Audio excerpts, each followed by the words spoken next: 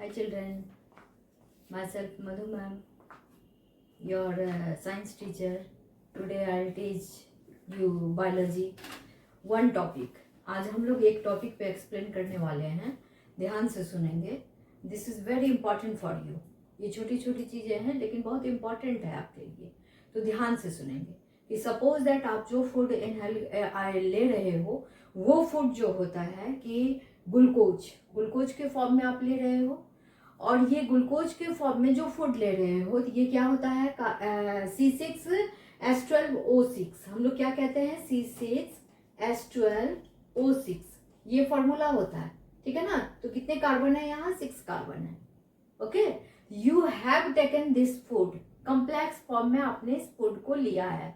Living organism जितने भी होते हैं ये ग्लूकोज को लेते हैं, 6 कार्बन के फॉर्म में लेते हैं. This is in the complex form. और धीरे धीरे हर एक ऑर्गेनिज्म, जैसे कि हम लोग हैं, तो हम लोग में इसका एक अलग ही क्या होगा कि कंक्लूजन होगा. ये हमें एनर्जी देगा, लेकिन एनर्जी का क्या होगा, काउंटिंग अलग होगा. ईस्ट है जो कि बहुत छोटे ऑर्गेनिज्म है, ईस्ट में अलग होगा. तो ध्यान से सुनेंगे. आज उसी के बारे में 3 pathway of glucose, breakdown of glucose in 3 pathway, ठीक है ना. उसी के बारे में आज हम लोग बात करेंगे कि ग्लूकोज का ब्रेकडाउन जो होता है 3 ऑर्गेनिज्म में कैसे कैसे होता है, उसको ध्यान से सुनेंगे. सबसे पहला चीज क्या होता है कि ह्यूमन बीइंग में क्या होता है कि आपने ग्लूकोज लिया, C6H12O6 लिया, ठीक है ना.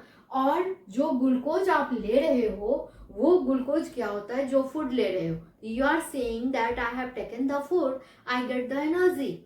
No, you have taken the food and you are not getting the energy till you are not taking the oxygen. जब तक आप ऑक्सीजन नहीं ले रहे हो तब तक आपको पूरा एनर्जी नहीं मिलता है, ठीक है ना. तो आपने क्या किया है, फूड को लिया है. फूड को किस फॉर्म में लिया है, C6H12O6 के फॉर्म में लिया है. C6H12O6 के फॉर्म में लिया है.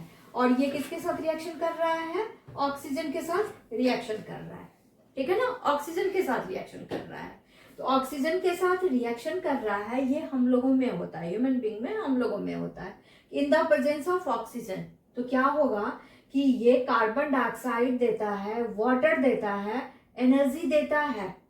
You have taken the food. आपने क्या किया, ब्रेकफास्ट लिया, आपने लंच लिया, आपने डिनर लिया, ठीक है ना. 3 टाइम 4 टाइम्स जो भी आप फूड लेते हो, तो you have taken the food. आप कह रहे हो कि मुझे एनर्जी मिल जाएगा. No, you will not take the energy till you have not taken the oxygen. जब तक आप ऑक्सीजन नहीं लेते हो तब तक आपको एनर्जी नहीं मिलेगा. ये ह्यूमन बीइंग में होता है, ठीक है ना. जो बड़े ऑर्गेनिज्म में, छोटे ऑर्गेनिज्म में इस तरह का नहीं होता है. बड़े ऑर्गेनिज्म में तो ऑक्सीजन आपको लेना होता है. देन आफ्टर ये फूड और ऑक्सीजन दोनों कंबाइन करता है, ठीक है ना. ये फूड और ऑक्सीजन दोनों कंबाइन करता है. और जो क्लास 9 में भी हम लोग पढ़े थे कि ये कहाँ होता है, माइटोकॉन्ड्रिया में होता है, ठीक है ना. माइटोकॉन्ड्रिया में फूड और ऑक्सीजन दोनों कंबाइन करता है. और कंबाइन करने के बाद वो क्या दे रहा है, कार्बन डाइऑक्साइड दे रहा है. You have taken oxygen in the process of inhalation, you have taken the oxygen. वो ऑक्सीजन फूड के साथ रिएक्शन किया और वो क्या बनाया, कार्बन डाइऑक्साइड को बनाया. In the process of exhalation उस कार्बन डाइऑक्साइड को, वेस्टेज मटेरियल को आप क्या कर रहे हो, बाहर कर रहे हो, रिमूव कर रहे हो, ठीक है ना. तो this is called the process of exhalation. आपने बाहर कर दिया कार्बन डाइऑक्साइड को. वाटर, ये भी क्या हो रहा है कि बाहर हो रहा है वेस्टेज के फॉर्म में. और उसके बाद मेन चीज आपको क्या गेन हो रहा है, एनर्जी. मेन चीज आपको क्या मिल रहा है, एनर्जी मिल रहा है. जिस एनर्जी के कारण आप कहते हो कि मैंने खाना खाया है, मुझे एनर्जी है, मुझे ताकत है. आपने खाना भी खाया, आपने ऑक्सीजन लिया, तब जाकर आपको ताकत मिली. और उस ताकत को, उस एनर्जी को आप खर्च किए हर एक लाइफ प्रोसेसेस में. आपके अंदर में, बॉडी के अंदर क्या हो रहा है, डिफरेंट लाइफ प्रोसेसेस हो रहा है, ठीक है ना. डाइजेस्टिव सिस्टम हो रहा है, उसमें भी ताकत चाहिए. Sleeping, in the process of sleeping also you have requirement of energy. Run करने के लिए, पढ़ने के लिए, बैठने के लिए आपको क्या चाहिए, ताकत चाहिए. तो वो ताकत कहाँ से मिल रहा है, ब्रेक डाउन ऑफ ग्लूकोज से मिल रहा है. और ब्रेक डाउन ऑफ ग्लूकोज कैसे हो रहा है, ऑक्सीजन के साथ रिएक्शन कर रहा है. इन the presence of oxygen carbon dioxide बना, वाटर बना, जो वेस्टेज मटेरियल में चला गया और एनर्जी मिला. हर एक सेल में 38 ATP मॉलिक्यूल्स ऑफ एनर्जी मिलता है. in each and every cell. Your body is made with the help of millions of cells. That's why in each and every cell you are getting the 38 ATP molecules of energy. हर एक cell में आपको 38 ATP molecules of energy मिल रहा है, जिस energy को आप खर्च कर रहे हो. You are energetic. You can say that I can do any work. I have the energy. I can do any work. आप कह रहे हो 38 ATP molecules of energy हर एक सेल में आपको मिल रहा है. एक सबसे इंपॉर्टेंट यही था, ठीक है ना. ग्लूकोज का ब्रेकडाउन में सबसे पहला इंपॉर्टेंट चीज ये था. सेकंड आप आ जाओ. सेकंड में क्या होता है कि कभी कभी क्या होता है कि आप ऑक्सीजन ले रहे हो, ठीक है ना, नेजल कैविटी से ऑक्सीजन ले रहे हो, और ऑक्सीजन लेते लेते क्या हो रहा है, ऑक्सीजन की कमी हो जा रही है. There has been lack of oxygen. Oxygen की कमी हो जा रही है. उस समय में जैसे कि सपोज दैट आप फील्ड में जा रहे हो, प्लेग्राउंड में जा रहे हो आप, और आप क्या कर रहे हो, फुटबॉल खेल रहे हो, तो आप रन कर रहे हो, बहुत रन कर रहे हो, ऑक्सीजन ले रहे हो. रन करने के लिए ज्यादा आपको ताकत चाहिए. आपको 38 ATP मॉलिक्यूल्स ऑफ एनर्जी मिल रहा है, लेकिन ताकत आपको क्या चाहिए, और चाहिए, एनर्जी और चाहिए. तो आपका मसल सेल्स ऑटोमेटिक क्या करता है कि बिना ऑक्सीजन के वो ग्लूकोज के साथ टूटने लगता है, ठीक है. और टूटने के बाद वो क्या देता है, लैक्टिक एसिड और एनर्जी देता है. वो 2 ATP मॉलिक्यूल्स ऑफ एनर्जी देता है. लैक्टिक एसिड और 2 ATP मॉलिक्यूल्स ऑफ एनर्जी देता है. लैक्टिक एसिड के कारण क्या होता है कि आपको क्रैम्प लग जाते हैं. प्लेयर्स को आप देखोगे कि जो क्रिकेट खेल रहे हैं उनको क्रैम्प लग गया, ठीक है ना, और डॉक्टर आते हैं उसको देखने के लिए, मसाज करने के लिए. उस पर क्या करते हैं, वार्म वाटर का मसाज करते हैं या मूव स्प्रे करते हैं, और जिसके कारण की डिपोजिशन, लैक्टिक एसिड का डिपोजिशन वहां से हट जाता है और वो रिलीफ फील करते हैं. तो आपके पैर में क्रैम्प क्यों लगा, पैर में क्रैम्प इसलिए लगा क्योंकि वहां ग्लूकोज टूट रहा है जहां ऑक्सीजन कम है, नहीं के बराबर ऑक्सीजन है, लैक ऑफ ऑक्सीजन है. ऑक्सीजन वहां नहीं था, लेकिन आपकी बॉडी को चाहिए था और भी ज्यादा एनर्जी, ठीक है ना. आपके मसल सेल्स क्या किए, एनर्जी वहां 2 ATP मॉलिक्यूल्स ऑफ एनर्जी क्या किए, रिलीज किए, और जिसके कारण लैक्टिक एसिड भी वो बनाए. लैक्टिक एसिड का डिपोजिशन हो गया आपके पैर में, जिसके कारण आपको क्रैम्प लगा. ये दूसरा चीज है, ब्रेक डाउन ऑफ ग्लूकोज का ये दूसरा फॉर्म है, ठीक है ना, कि क्रैम्प लगना.